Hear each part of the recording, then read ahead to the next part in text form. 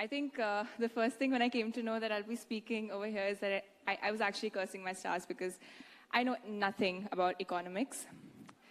I'm a science student, so I'll introduce myself. So you all know my name. I'm Manushi, and I come from a family of doctors, and I'm studying to be a doctor as well. I'm 20 right now, and I have been honored to be your Miss World for this year and carry out her duties.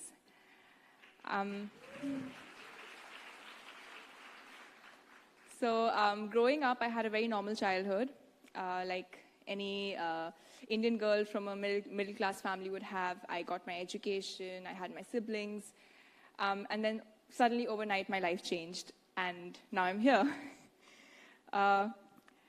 So we just had a panel about women entrepreneurs. And I know the word entrepreneurs sounds scary because you start thinking about all business, which is something I don't understand. But I think being Miss World and being an entrepreneur is quite similar because you have similar goals. You want to bring change. I think change is something which is, to me, it's synonymous with being an entrepreneur. You love what you do, and you love risks. And being a Miss World is definitely about taking risks. Like, I came up here to speak in front of you, which was a very big risk for me. But I think most importantly, we don't let other people tell us how we're supposed to work or how things should be done. We take our own decisions. And I think all those entrepreneurs out there must congratulate themselves because it takes a lot of courage to do that.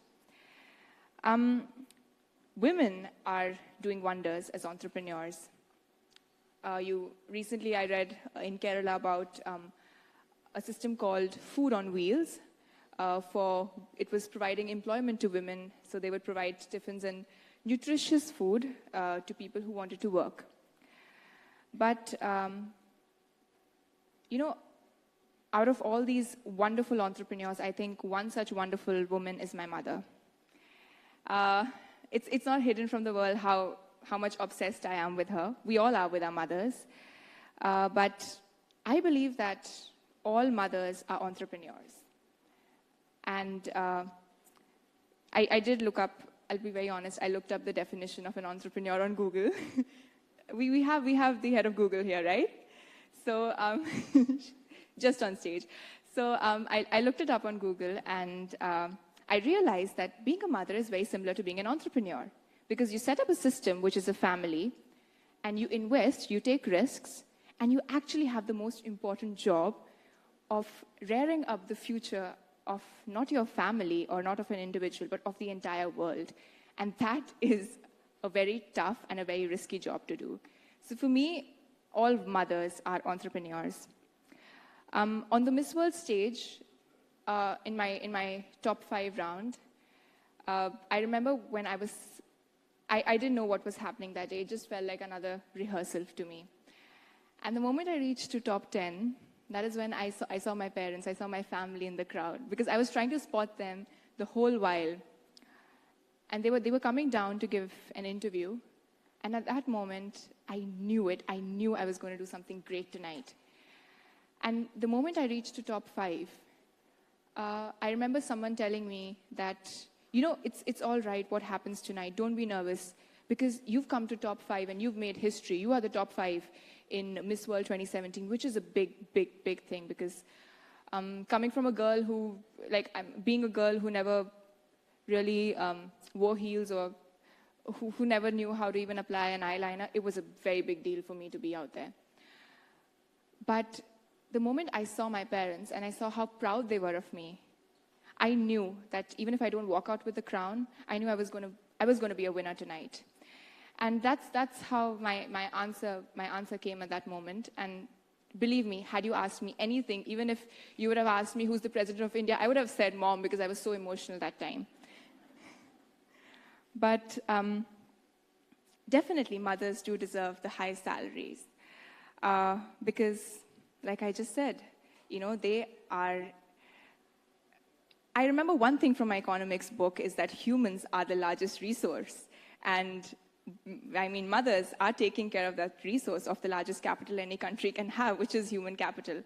So going away from that, I think we all know, for me, my mother is a superwoman, and she's a working mom. She's a neurochemist, so very disciplined in life. But at the same time, she's the most compassionate, the kindest woman that I've ever known. She's not only my mom, she's my best friend. She is my role model. She's someone I've looked up to growing up. And she's my guardian angel, my Durga Ma, I call her. And I know that she lets me take decisions. She lets me make all kinds of mistakes. And when I come home, I know that even if I might not at that moment think that I won. For that moment, I might think it's a failure, but she's there for me when I come back home.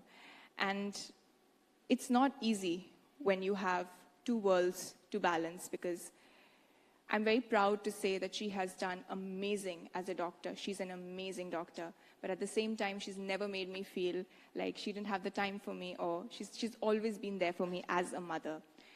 And this is something that a lot of women out there, all the women here have been doing, who are mothers as well. And that is something that has always amazed me as a child. That, I don't know how you can balance two wonderful things so perfectly without even having a hint of worry on your face. Having said this, I think I feel that aren't women already the most powerful? They're entrepreneurs. They're creating the future of the country. So they're already the most powerful.